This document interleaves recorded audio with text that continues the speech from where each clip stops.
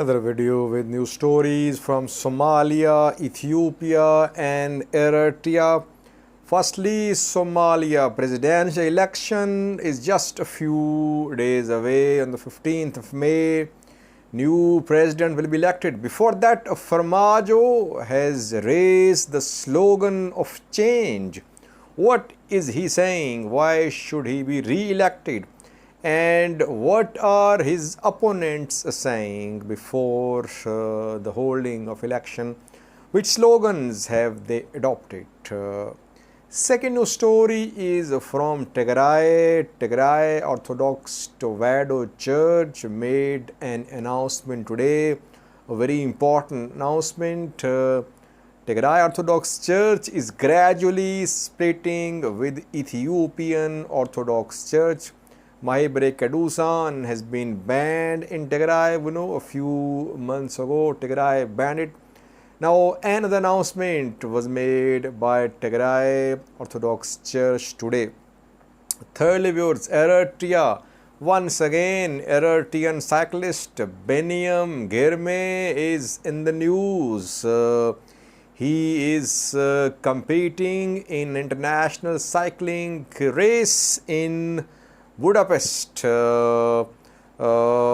and today first phase of this championship came to an end. Where did Biniam Girmay finish?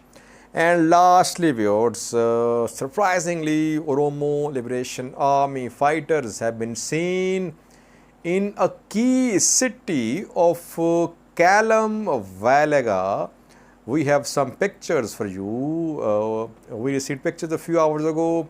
Then we tried to contact some sources. They have confirmed that pictures are from a key town in Kalam Valaga. So while government forces are trying to contain Oromo Liberation Army, OLA is still being seen in towns. In the previous video, I reported about OLA's presence close to Ambo. Now this town in Kalam. We'll have a detailed look at this place where OLA fighters have been seen a few hours ago on a Friday. Firstly, we're Somalia. Parliamentary elections have been completed. On the 15th of May, presidential election will be held. Parliamentarians will choose the new president. Farmajo is contesting for another term, and he has raised the slogan of change. He says that his tenure, around a 5-year tenure, has brought about change in Somalia. Which change has been seen in Somalia? He says that security institutions have been reformed, they have been strengthened, democratic reforms have been made by the government, social and public sector reforms have been made by the government too. Foreign policy, strong foreign policy was adopted by Farmajo's government, and the government worked towards a democratic Somalia with autonomy to federating units. This is what is being shared by Farmajo as his narrative. What are his opponents saying? His opponents, opposition candidates, they say that Farmajo has politicized security institutions. He hasn't strengthened them. Rather, security institutions, intelligence agency, they've been weakened because of Farmajo's interference, because of appointment of Farmajo's friends, his allies to these institutions. And secondly, they say that Farmajo tried to violate constitution. He tried to have extension for 2 years by lower house of the parliament, Had there been no international intervention and no resistance from Somalia's opposition politicians, Farmajo would have been in power forever. They say that he is not a Democrat. Both sides have adopted these interesting narratives before May the 15 presidential election. Does Farmajo have any chance of re-election? It's difficult to say now. Speaker election, upper house, lower house speaker elections held last week, they are being seen as blows to Farmajo's bid for another term.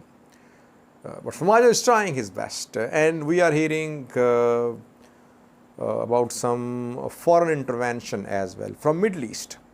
That some Middle Eastern countries, especially Qatar, could play a role in backing Farmajo. Obviously, no reliable information, but it is being said that foreign players could be in the picture as well. In coming days, we could see the clarity about this presidential election. Secondly, our second news story is from Tigray. Tigray Orthodox Church is gradually splitting with Ethiopian Orthodox Church. Tigray banned Mahibre Kadusa. Tigray Patriarch office was established.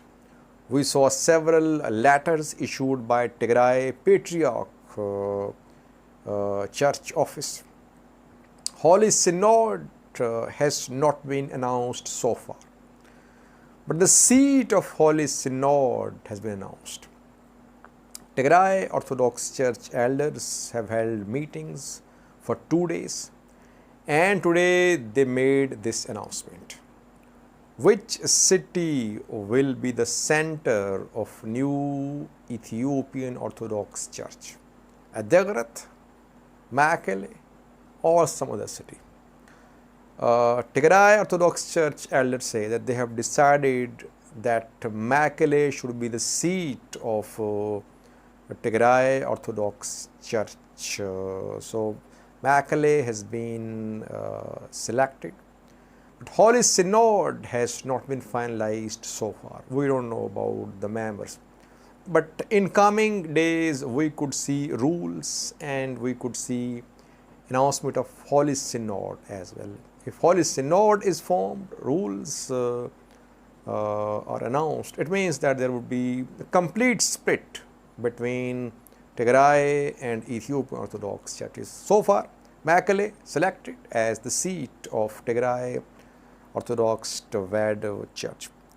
Thirdly, viewers, Eritrean cyclist Biniam Girmay is once again on international stage. He is taking part in a cycling championship being held in Italy. This championship, this race is around 3,410 kilometer long.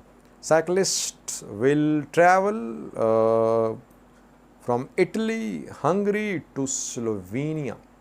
The race started in Budapest, Italy today, and it will take around 3 weeks. The race will be completed in 3 weeks, viewers. Today, first stage came to an end. Where did Biniam Girmay finish? He finished at number 2. Name of this race is Giro d'Italia. It's 105th edition of this race. Biniam Girmay is part of a team. In coming days, there will be other editions of this race. 21 edition long cycling race in 3 countries. Let's see, will his team win this race? But international media is giving coverage to Biniam Girmay. He is now face of Eritrea on international platform. Lastly, Oromo Liberation Army is being seen in towns now. Almost a month ago, an operation was launched against OLA. It was being said that within weeks OLA would be wiped out. We saw that OLA withdrew from some places, but in most zones of Oromia, it tried to hold on to its territorial gains. OLA withdrew from some towns into rural areas, but now OLA is being seen in and close to towns as well. In the previous video, I reported about OLA's presence close to Ambo, confirmed. Now we have another surprising development. OLA fighters a few hours ago on Friday entered a key town of Kalam-Velaga. Kalam-Velaga is western part of Oromia. It shares border with BG as well. And Dembi Dollo is a key town of this zone, western part of Oromia. Velaga has been OLA's stronghold in the past too. In Dembi Dollo town, OLA fighters were seen on Friday. You can see a picture on your screen. This picture shows OLA fighters seen in Dembi Dollo town near bus stand. We are told that these pictures are from Dembi Dollo bus stand. Did they enter? They entered Dembi Dollo today a few hours ago. Will they remain in Dembi Dollo? That's not clear.